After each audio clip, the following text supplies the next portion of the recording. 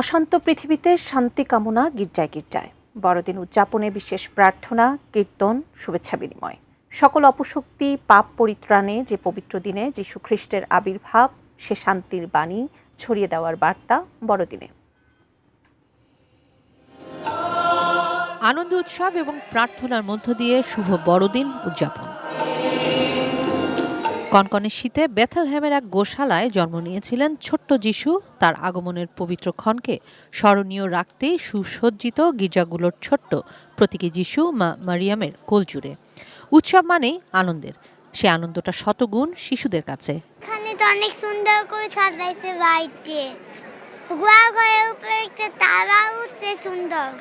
বিশেষ বন্ধুদেরকে শুভেচ্ছা জানাই মেরি ক্রিসমাসের জন্য। স্বজনদের নিয়ে আনন্দ আয়োজন, তারই সাথে ভালো থেকে ভালোর জন্য মঙ্গল কামনা।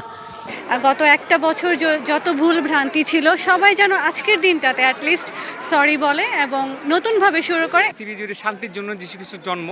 আমরা অশান্তি চাই না বলে কিন্তু অশান্তি আবার করি। সকলের প্রতি শান্তি, ভ্রাতৃত্ব, আনন্দ, প্রেম ও প্রীতি নিয়ে সবাই সবার সাথে চলতে পারি, সবাই সবাইকে রেসপেক্ট করতে পারি। সম্প্রীতির বাংলাদেশের সকল ধর্মের মানুষ স্বাধীনভাবে নিজ নিজ ধর্ম পালন করবেন, সে প্রত্যাশাও রাখেন প্রেস সচিব শফিকুল আলম। বাংলাদেশের একটা সাম্প্রদায়িক সম্প্রীতির দেশ। আমরা চাই যে সমস্ত সম্প্রদায়, সেটা ক্ষুদ্র হোক বড় হোক, যে ধর্মের হোক, সবাই যেন তাদের ধর্ম, তাদের আচার অনুষ্ঠানই যাতে একদম নির্ভয়ে এবং সবচেয়ে আনন্দ চিত্তে যাতে পালন করতে পারে। মানবের মুক্তির জন্য দেবতা রূপে নয়, মানুষ রূপে এসেছিলেন যীশু খ্রিস্ট, বিশ্বাস করেন তার অনুসারীরা। শান্তির রাজ হিসাবে আবির্ভূত হয়েছিলেন তিনি।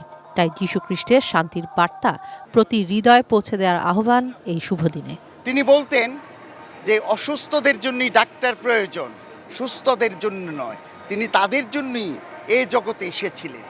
তার জন্মতিথিতে এই বড়দিনে ধরাতে নেমে আসুক শান্তি, সম্প্রীতি, আনন্দ।